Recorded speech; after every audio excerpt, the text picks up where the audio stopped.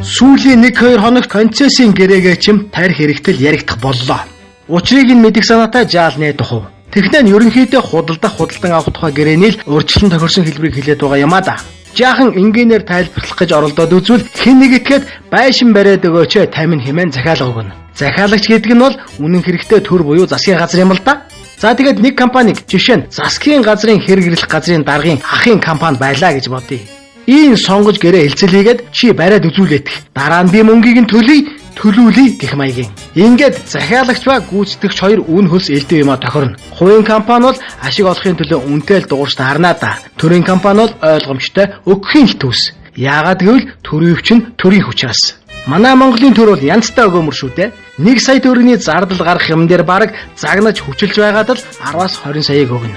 Дээр нь концессийн гэрээ хийж гүйгүүлэх хэмээн бас хүү төлнө. Тохирсон хугацаанд төлөхгүй бол засгийн газар алданг төлнө, зориуд хоцроодог байхтаа ч сийхгүй. Ерөн ч тэгдэг бах. За ингээд 1-р шатандаа гэрээ концесслогдлоо.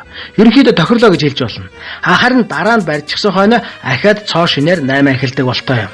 За жишээ нь засгийн газрын хэрэг эрхлэх газрын дарга Мөнх хотын жишээгээр аваад үзвэл 162 тэрбум 862 сая төгрөгөөр эхлээ тохирлоо. Тэгээд Мөнх хотын ах нь тэр объектыг барина. Ямар ч байсан эхлээд барьчих нь чухал. Яаж ямар шуухан орц найрлагатай барихыгаа харин хөөрхий Мөнх хотын ядарсан муу ах нь өөрөө шийднэ. За тэгээд бариад дууслаа. Одоо энд барих шилжүүлэх гэсэн нэг заалт хэрэгжинэ.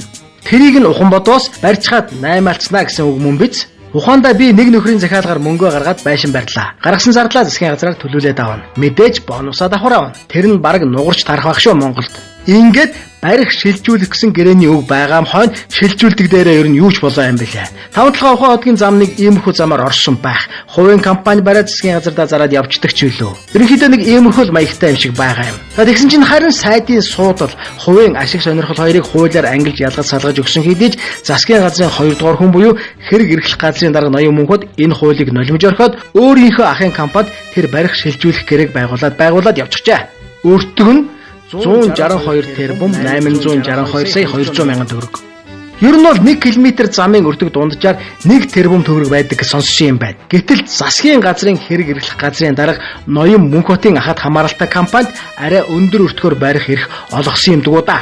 Дорногов аймгийн Сайн шант дэлгэрэх сумдыг холбосон хатуу хүчилтэй 130 км автозамыг барих засагт Чандман Майнз компанитай 162 тэрбум 800 сая төгрөгийг гэрээ хийсэн байна.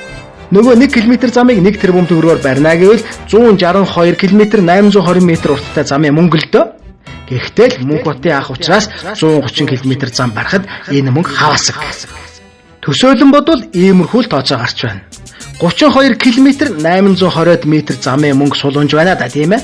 Гэхдээ мэдээж юмны эзэн сумны занг ноён Мөнх хотод тайлбар нь бэлэн байгаа байлгүй дээ. Тэр 32 км-ийн асуудал дээр бол. Наад захын хардлага бол иймэрхүү л байна. Тэр нөгөө ашиг сонирхлын зөрчлийн хууль инээтрээ бол дараагийн асуудал. Түүнээс гадна тэр 130 км замаа нэмгэн барьж болно. Эсвэл нарийнхан барьж болно. Орцыг нь өөрчилж болно. Огт орцгүй овоосон ч болно. Гэрчлэнгийн түн мянган нот биелдээ тэгж ярих юм бол эцсийцэст засгийн газрын хэрэг эрхлэх газрын даргын ахын компани шүү дээ. Даваад бол хэлэх юм бол ер нь барихгүй байсандаа ч болох байх. Мэргэжлийн хэмээх тодтолтой засгийн газрын хэрэг эрхлэх газрын дарга Мөнхтийн нэр дээр наалтчаад байгаа 162 тэрбум 800 сая 200 мянган төгрөгийн өртөгтэй концессийн гэрээ гээжийн тухайд олон нийтийн сүлжээнд нийтлэгдсэн баримтуудыг ухан бодвол иймэрхүү сэжүүр толгойд орж ирэхээр байна. Мартснаас нөгөө өлдөж буй 32 км 820 м замын өртгийг доллар шилжүүлж бодоод өгөөч гэж нэг их тоонд мундаг хүнээс гуйсан чинь 13 сая 471 мянга 746 доллар болж байна гинэ базар. Адаг гарда ашиг нь 30% онцтой. Ахаад дээр нь хүү төлүүлээстэй. Алданг малданг тооцоолаастай. Дутаа бодож илүү авдаг, дундаас нь завчиж мөнгө унагадаг концессийн гэрээний хаялга гэж энэ буюу.